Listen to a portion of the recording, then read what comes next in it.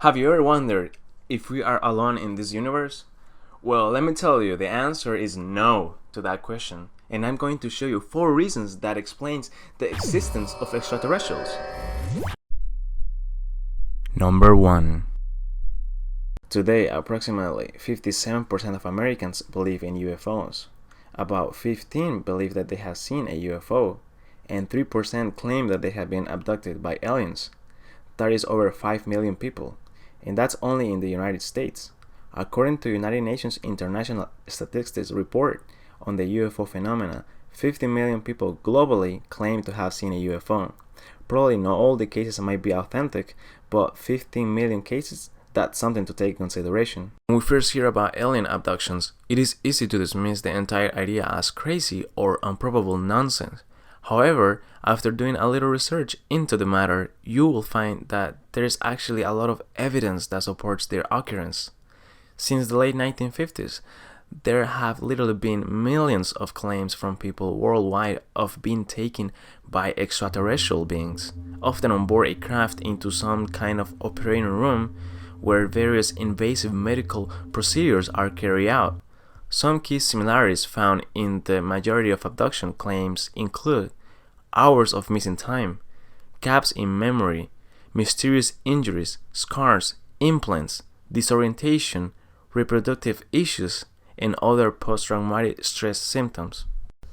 Abductions are said to take place involving men, women, and children regardless of age, culture, or religious backgrounds. Whether in a car, bathroom, or backyard, alien abductions have been reported as both isolated and repeated incidents, where people actually go missing for hours at a time and return without conscious memories of what happened. This is a very disturbing phenomenon that receives little attention because of the ridicule and stigma surrounding it. However, the implications for these types of activities take place are very serious and should not be so casually discarded. If this is really happening, it's something we need to look at objectively to understand what is really going on and why. Humans are not the only ones who have been experiencing abduction-related phenomena. Reports of strange animal mutilations have been coming in since the 1960s from all across the world. Many of these cases involve cattle, horses, or sheep who are found dead and drained of all blood, often with specific organs totally missing from the body. The first popular abduction case in America involved Bernie and Betty Hill, an interracial couple who encountered a UFO while driving home from vacation in September 1961. The large disc-shaped craft eventually hovered over their car directly in the middle of the deserted highway road where they felt compelled to stop and get out of the car. Bernie Hill claimed to see from 8 to 11 humanoid figures within the craft as he used his binocular to get a closer look. A voice instructed him telepathically to stay where you are and keep looking.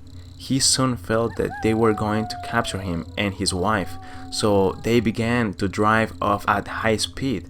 Not long after, the Hills entered an altered state of consciousness, and upon their reawakening, found that they had driven 35 miles south, only vague memories of what took place. When they arrived home, they both began to experience strange sensations and impulses. Their watches stopped working permanently. Bernie's dress shoes were scraped, his binocular case ripped, and Betty's dress was torn. Bernie felt a strong urge to examine his genitals, but found nothing unusual. They both took long showers to remove possible contamination, and then drew pictures of what they could remember. The drawings are remarkably similar.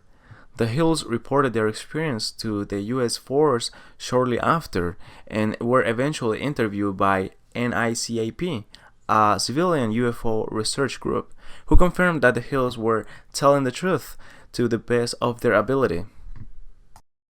Betty and Bernie were placed under hypnosis in 1964, which revealed far greater detail as to what actually took place.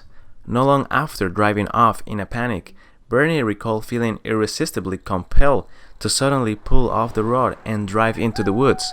After stopping, they were approached by 6 figures who were between 4 to 5 feet tall and wearing uniforms. The leader instructed Bernie not to fear them and to close his eyes. Both Bernie and Betty each reported being taken on board the craft by these non-human beings who communicated via telepathy, where sperm was taken from Bernie and other tests performed on Betty. The Hill story is possibly the most documented UFO abduction case in history. It is always fascinating when an astronaut argues the existence of aliens, because if anyone has more of a chance of seeing an extraterrestrial, it's going to be astronauts who venture into space. Now, the rumor is if an astronaut witnesses a UFO or an extraterrestrial being, they cannot report this to the press, but that hasn't stopped them, because over the years, many astronauts have told encounters with aliens. Gordon Cooper, in 1963, testified before the United Nations that UFOs are visiting this planet. Astronaut Ed Mitchell, in 1996, said the following statement: NASA is really covering up what really happened at Roswell, New Mexico. Number 2.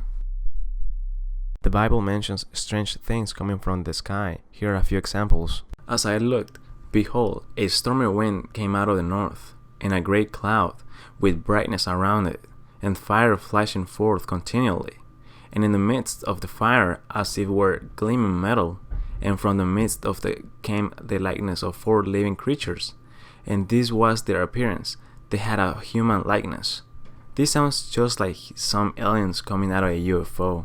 Clouds, in the Bible, it's the name used by ancients to describe flying objects. They didn't have the vocabulary to describe spaceships. The Bible mentions some keywords: brightness around it, fire flashing, gleaming metal, living creatures that had human likeness. I looked again, and there before me was a flying squirrel. He asked me, "What do you see?" I answered, "I see a flying squirrel, 30 feet long and 15 feet wide." The object described in this passage has been seen by many people from all around the world, and it has been named the cigar UFO. The following passage is perhaps the most interesting of all the passages that I have found on the Bible. When people began to multiply on the face of the ground, and daughters were born to them, the sons of God saw that they were fair, and they took wives for themselves of all that they chose. In this passage, the sons of God are referring to the fallen angels from heaven, who come to earth to have sexual relations with human women, and the offspring were known as the Nephilim, which is a hybrid race of human and aliens. So, LA, who's your friend? Well, so this was a skull, a cast of a skull, which we got in Paracas, Peru. We saw literally hundreds of these down there. But you know what's so amazing, and we'll get to that in a minute, but this skull is not completely human. You see, many years ago, God gave LA a mandate, and he told him to study as the days of Noah. Explain what that is, and explain what you found out from your studies. Well, Jesus tells us it will be like the days of Noah when he returns. And of course, that points to the fallen angels coming down in Genesis 6, having sex with the women, and the offspring are the Nephilim. And I believe that this is a Nephilim skull. Means the giants. Well, that was one of the characteristics. Ah, okay. Later on, I think they became different characteristics. Okay, now these Nephilim, and you know, I've always wondered, I don't know about you, when you've studied the Bible, you see God says, destroy all the people in Canaan, destroy all the people in Sodom and Gomorrah.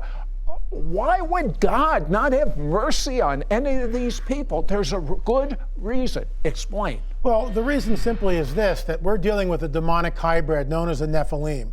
I believe there were many different incursions, if you will. Genesis, you mentioned, of course, Sodom and Gomorrah. Later on, when they push into Israel, the land of Canaan, who were there? The Nephilim are there. And the mandate is always the same. Now again, the Nephilim were the fallen angels had sex with human women and produced these giants and these hybrid, if you will. Hybrid, sure. Okay, and if God could not get rid of them, they take over the earth. Well, not only that, they would pollute the genome of the Messiah. That's really is the end game, especially in Genesis 6 with the flood.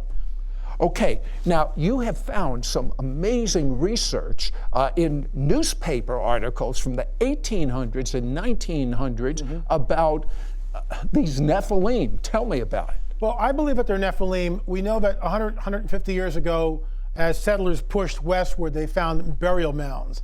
And at first, everyone thought these were Native Americans. Well, they would dig into these mounds and they would find 9, 10, 11 footers, sometimes with 6 fingers, double rows of teeth, copper ornaments. These were not, and red hair.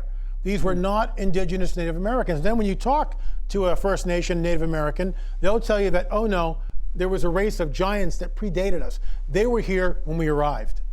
And I've never heard that. I always heard it was the Native Americans, but this is that even the Native American folklore and history tell me one of the things you heard about this from Native Americans. Just one of the things, the Paiute tribe, for instance, there was a race of cannibal giants.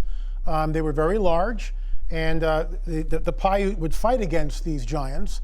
And at one point in time, they herded them into a cave, and they set the mouth of the cave on fire, and they wiped out that tribe of giants. Interestingly enough, that cave still exists today. Tell me about the Smithsonian and the bones that they have found of what could be the Nephilim. Sure. We discovered that case after case after case, 9, 10, 11 footers are found, and the Smithsonian shows up. And they confiscate the bones, and they put them in crates, and they're carried away, never to be seen again. And we have case after case after case. But if I was the Smithsonian, that would be my major exhibit. What could possibly be the reason that it's been taken from public sight? Well, the reason is actually very simple. The Smithsonian adheres to a Darwinian paradigm, a Darwinian worldview. They believe in Darwinism. Anything that comes up against that, anything that comes up against it must be put aside, dumbed down, just completely cleared off the table. And this, of course, goes against the Darwinian theory, because where did these people come from?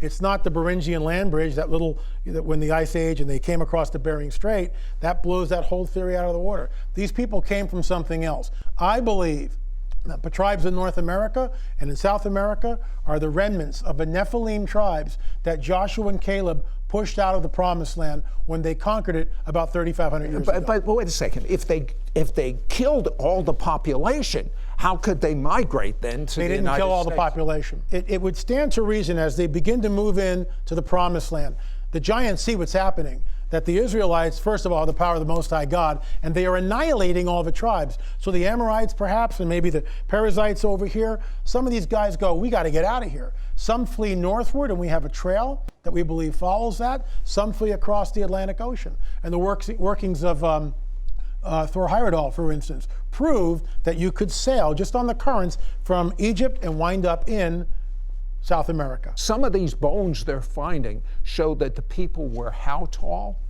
Well, there's 9 footers, 10 footers, and 11 footers, and even pushing the border up to 12 feet in some of these burial mounds. Number 3. There is lots of physical evidence of aliens on Earth, like Mayan ruins, carvings, and UFOs in ancient history. There are literally hundreds of examples of objects in the sky in many paintings spanning across the centuries. Strangely, the majority of the paintings depict UFOs in connection with spiritual figures or experience. Today, many UFO sightings are often explained away as being the US military testing some new technological weapon or plane, but this explanation cannot be used in a time when human flight was impossible. During the 7th century, Pakal the Great ruled over the Mayan city of Palenque. He was buried inside of a pyramid called the Temple of Inscriptions. In the carved lid of his sarcophagus, Pakal is pictured in a spaceship during takeoff, with his hand on a control panel, his foot on a pedal, and an oxygen tube in his mouth. This proves that ancient people had seen aliens flying some type of aircraft, or perhaps they learned this technology from the extraterrestrials during that time. Pumapunku is a field of stones ruins scattered with enormous, finely carved blocks located in South America. In the Bolivian highlands, such a precise workmanship on a massive scale would be nearly impossible without modern tools and machines. Yet the ruins are more than 1,000 years old. The stones of Pumapunku are made of granite and diorite, and the only stone harder is diamond. Not only were these stones really hard to cut, but they were also extremely heavy. One of these stones weighed 800 tons. One of the amazing things at Pumapunku is the precision of the blocks. You can see with this block of granite that has been cut at very accurate right angles. Not only these blocks have precision corners, but they also have these difficult drill holes that are going through the rock. But how such a primitive people living perhaps tens of thousands of years ago have produced such flawless stonework? Might the ancient builders of Pumapunku have fabricated the stones with advanced technology? Probably they use machine tools or even laser. When an architect or engineer looks at Pumapunku, one thing that jumps out immediately, that whoever built this place had knowledge of planning, of logistics, and had access to advanced technology. Seems like every one of these H blocks is exactly the same, so it's like a prefabrication process where whatever machinery they had was able with amazing accuracy to replicate one after another after another. An amazing fact is that Pumapunku is located at an altitude of 12,800 feet, which means it is above the natural tree line.